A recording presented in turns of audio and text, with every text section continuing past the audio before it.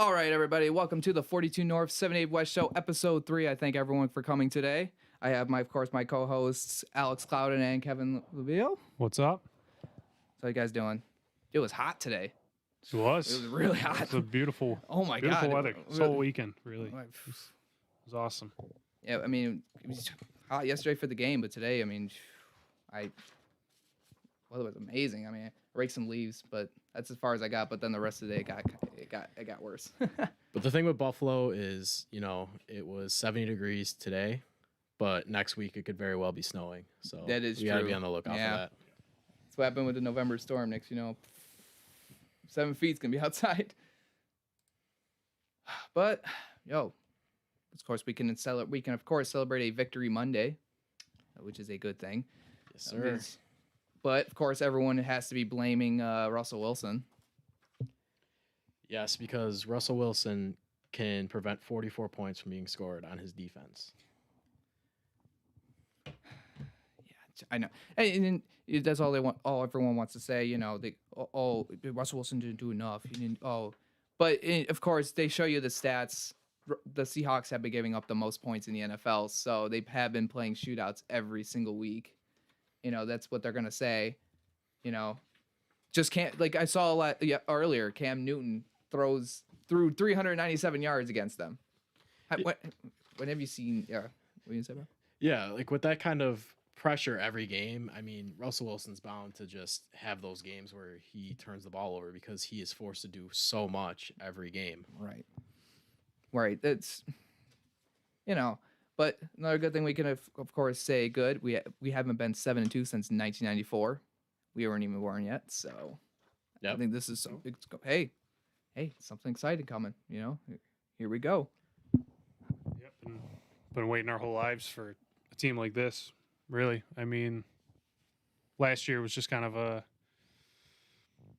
what do you want to call it? Like just kind of a a stepping stone, I guess, and just got a little taste of success. Little, yes. But yeah, I mean, and before this week, I wasn't too sure. I wasn't sure if we were for real yet. I was holding back. Oh, I mean, when we started off 4-0, I was, all in. We're for real, and then a big drop off in performance against the Titans and Chiefs and even the Jets. And I mean, even against New England, who we didn't play our best game at all. Yeah, it was, but yeah. So I wasn't really expecting a win like this. But I mean, defense stepped up. They sure did. What a game of defense. Defense did all you could really ask for against an offense with that kind of firepower and an MVP candidate quarterback. Yeah. Top 3 quarterback in the league. I mean, they did all you could ask for. Yeah, I mean, when you play a good game when we gave, of course the Seahawks gave over 4 turnovers. We, Josh Allen didn't, we kept the ball. Not kept the ball. We secured the ball. Not one turnover, which is, a fantastic stat. Josh Allen, has really cut down on his turnovers. I don't really, they didn't do a lot of QB draws this time. Josh Allen flying all over the field, which is a good thing. He stayed in the pocket and it was a great game. And speaking of the defense, we need to apologize to AJ Klein. As Bills fans, we have been on him for ever since week 1 probably, and he played one hell of a game. I mean, you got to give him all the credit for his performance yesterday. Yeah, Please, AJ Klein, ask for forgiveness, buddy. Please, we're terribly sorry. We've been hard on you. We're sorry. I was hard on him too. I was like, damn, this. But he made. Once he got that strip fumble, I was like, oh, whatever happened, it was whatever. AJ Klein's the best linebacker on the Bills now. No, not really. Where's Matt Millen? I'm just kidding. But special teams, of course, stepped up. Games start off with almost. I thought Roberts was taking the house first kickoff. I was like, absolutely. No Set the tone right away. Gave our offense excellent field position, and we already knew that we should be able to score on this defense, and offense was able to step on the field with great field position and was able to give Josh and the offense a lot of confidence right away. Put 7 on the board right away. Defense got the stop right after that as well. And just rarely looked back from there. Minus a little bit of a lull in play in like the third quarter, but it didn't completely collapse like the Rams game. Yeah, no. You know, they weathered the storm, they fought through it, and yeah, it was this like you said, special teams. We won all three phases. Yeah, yesterday. Third quarter was still pretty shaky. Of Yeah. course, it's known tradition now that third quarter is not going to be the greatest quarter. Yeah, it's still a bit frustrating, but again, they didn't completely let it. They didn't let it completely. You know, they didn't completely collapse from it. Like I said, like in the Rams game, when we were just completely dominant in the first half, and then second half when we just fell apart and let them get back in the game. And yeah, but we'll see. You know, but another good stat I saw. You know, Josh Allen completed over 82% of his passes. You know, which it's great stats. And you know, just like I was saying to you guys before the show, you know, you go on SportsCenter, everyone wants to say, like, oh, Seattle, oh, they could have played better. Oh, they could have done this. Oh, they talk about Bills real quick. The one guy from Get Up, who's that one guy? He's like a massive Jets fan. You know what I'm talking about? Greenberg? I think it's Greenberg. Mike Greenberg. I think yeah. That dude will talk about. He'll be like, yeah. So Buffalo won. Okay, what do you think about it? And then he won't say opinion. But if the Jets come up, he'll be like, oh, Jets are terrible. This and then that and then this. Won't even talk about the Bills. Yeah, I mean, I feel for him because he's got to watch Joe Flacco start tonight Yeah, right. in primetime football on an 0-8 team. So you got to feel for the guy a little bit. Yeah. I was gonna say, you'd think he wouldn't want to talk about the Jets. Yeah, right.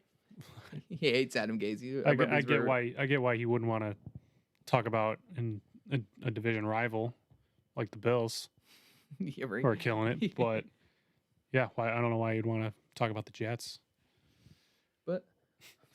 But of course, we can celebrate a victory Monday, which is always good. You know, we always love it. Absolutely. But so the one big news that's going on, no one's really talking about, is that the MLB Free Agency has been open for almost 7 days now, and you know, it's all about football. But you know, we still got to give baseball some credit. You know. Things will be starting to heat up soon. The first week is a lot of just sending out qualifying offers for players that are eligible for it, and filing arbitration for guys. But yeah, I think within a week or so it'll be really heating up, especially like next month when the winter meetings begin. But yeah, I mean, who do you think are some players you think will be like moving or staying? I think Trevor Bauer is definitely moving from Cincy. It sounds like Marcus Strowman, another starting pitcher, is we got going to be leaving. I mean, I have a lot of rumors. I mean, there's rumors here. You got George Springer might be moving to the White Sox. Let's see what else we got. We got Ozuna Nationals. That would be. Could you imagine putting him up with Soto? Yeah, that'd be them in the 3-4, lineup. a righty lefty.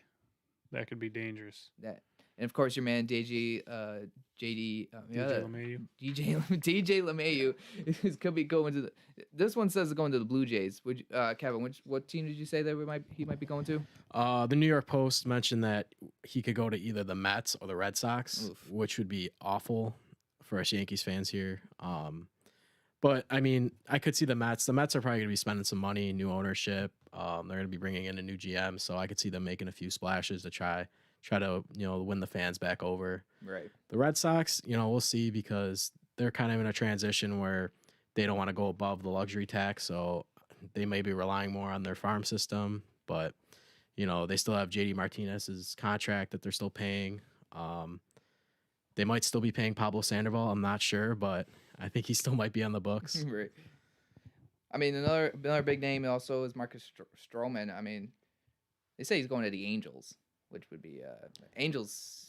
They got great bats, but they can't put it together. The Angels are good for at least one huge contract in each offseason, so I could see them throwing a ton of money at Strowman just because that's the Angels, and they love paying one guy every single year. And your boy Tanaka too. He could be resigning. I don't see him going anywhere. He loves the Yankees. I would like to see them bring him back. He's still very solid. As long as he's not their number 2 guy in the rotation, I still think they have to go out and bring in another top tier starting pitcher.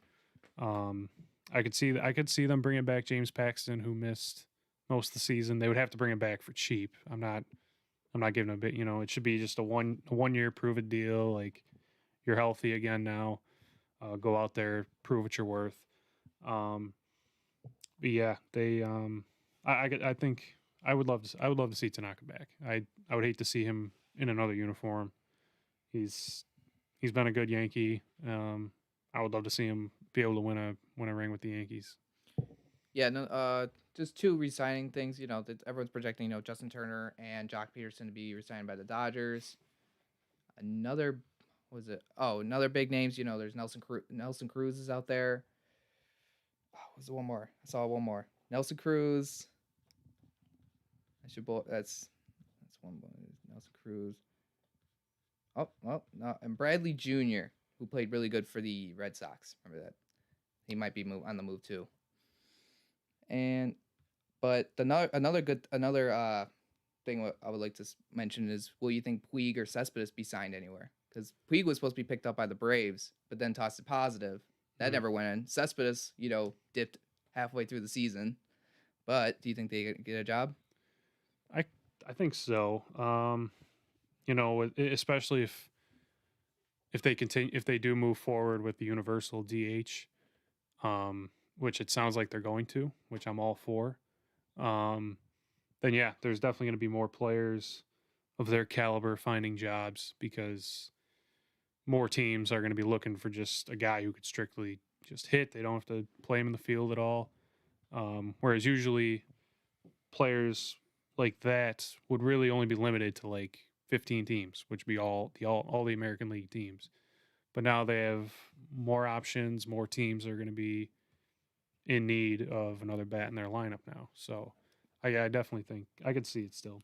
And another thing is, they're always talking about Lindor might be traded again.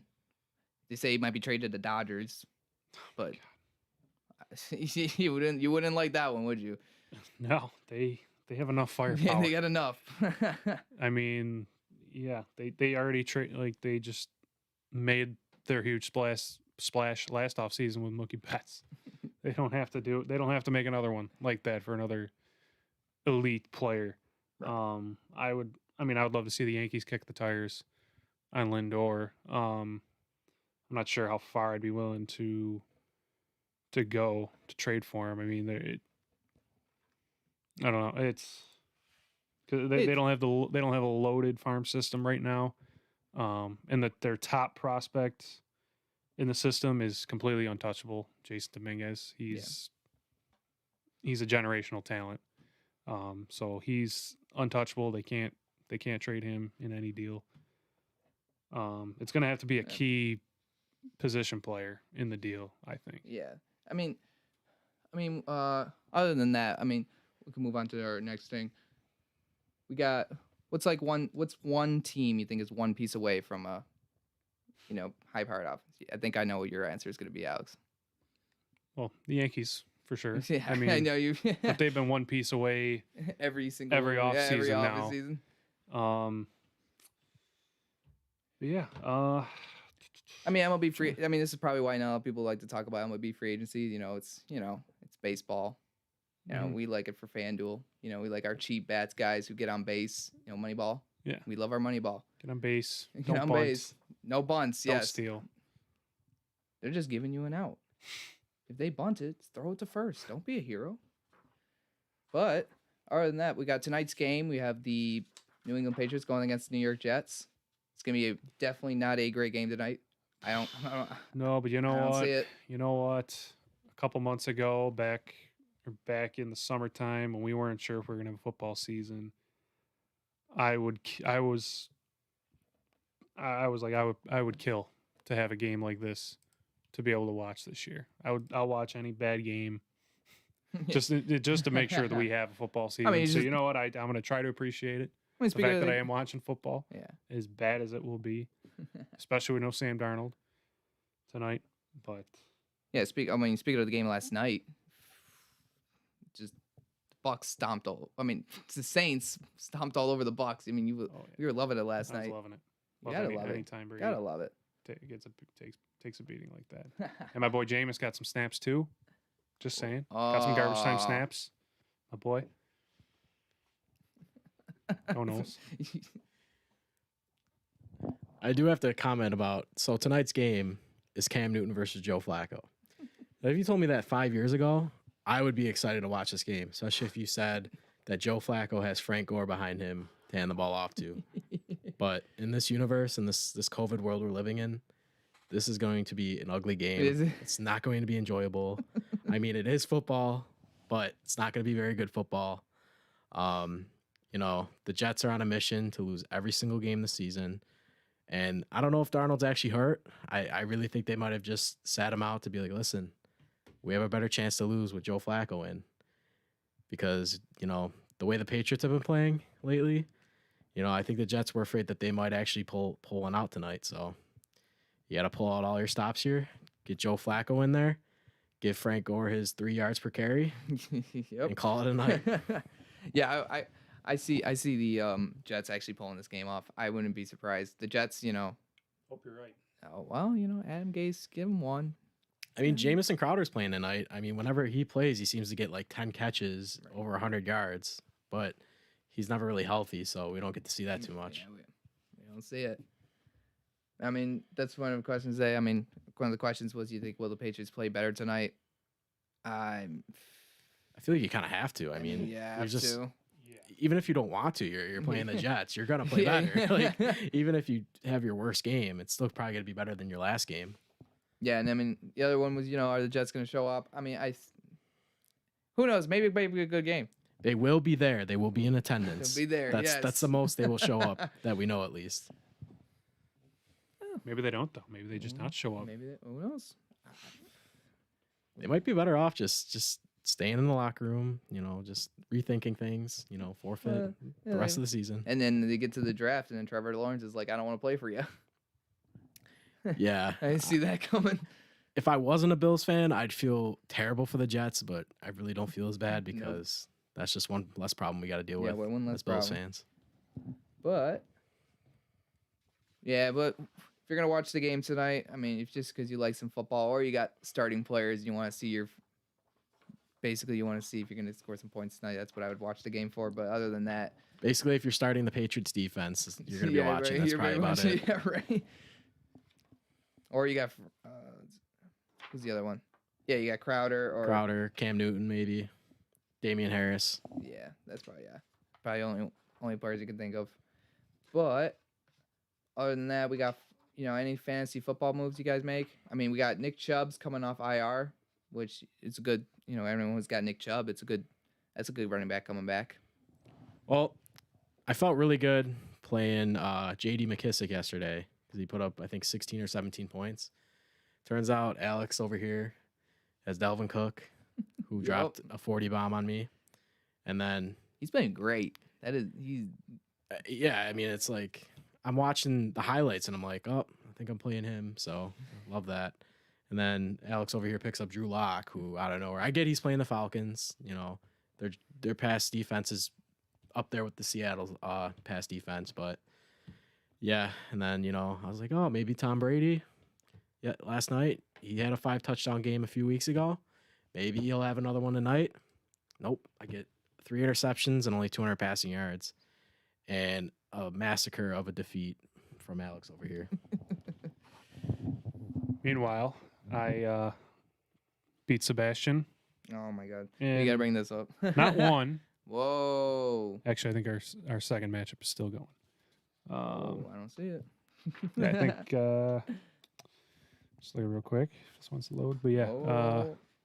I mean, any that's going. We got notable pickups. We got notable pickups. We got Duke Johnson, Wayne Gallman, Danny Amendola. I was something here about Danny Amendola is getting a lot of targets from Detroit right now. Yeah, because I guess Marvin Jones is doing pretty well, and then Curtis Samuel. Panthers are playing great too. They almost pulled it off against the Chiefs. It's 2 weeks in a row now that Curtis Samuel's done well for me, And then, yeah, like you mentioned, Danny Amendola, he did well for me too in another league. Yeah, against me. Oh, yeah. Another guy. Yeah. Yeah, because Kenny Galladay was out for them. Yeah, so. Oh, one notable thing is Christian McCaffrey is in doubt for next week because he injured his shoulder. So if you did not drop Mike Davis yet, do not drop him because he might be starting again next week. So I know the one league I had him in, I didn't drop him yet, and I'm thankful I didn't because I was very close. So Damn, McCaffrey's out already. Damn. put your waiver claims in for Mike Davis Oh if he's out there because he might be starting again. Man, Chris McCaffrey went off again. I was like, man, here we go. Here's 22 touchdowns. Here we go, Christian McCaffrey, and he gets injured again. Oh, that's not good. It's not good when Christian McCaffrey starts going down. It's bad enough it's, a COVID football season, but like for fantasy football, players, like this is such a terrible year, losing Barkley, losing McCaffrey for half the season. Guys like Cortland Sutton going down. It's just been a rough year. I mean, and plus every week you're like, is anybody on my team going to miss because of COVID? Like, it's been an anxious fantasy football season for sure. Yeah. With all the COVID things, it's basically you have to be ready on a Thursday night to pick up that one player because you never know if it could test positive. Bam, you need to switch your lineup immediately. Yeah, unfortunately for you, if it wasn't for Stafford having COVID this whole week, I probably would have never picked Drew Lock up.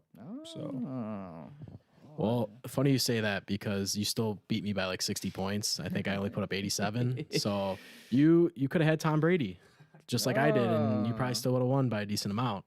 You could have started your boy Jameis Winston, and you still would have pulled out a W. You would have been eating a W, to be more specific. Yeah, you gotta eat that W. Fair point, though. Yeah, well, it's a fair point. But I think we got through almost everything. It was a quick show today. Not really much happened over the weekend. Other not really much. So I mean, it's a quick episode. Sports wise, at least. Well, sports wise, don't. Hey.